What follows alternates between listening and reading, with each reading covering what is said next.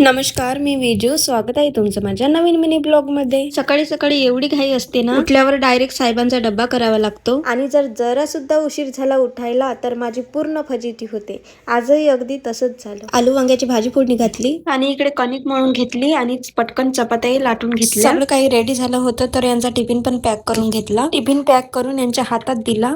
यांनी ऑफिसला निघायच्या टायमाला डोडो रोज त्यांच्या मागे लागते. असो, यांना बाय केला आणि माझे राहिलेले काम करायला घेतले. तर पियाचं पाणी आलं होतं तर पाणी भरायचं होतं तर पटकन पाणी भरून घेतलं. त्यानंतर घरामध्ये पूर्ण भांड्याचा राडा पडला होता तर तोच बाहेर काढला आणि घासायला बसले.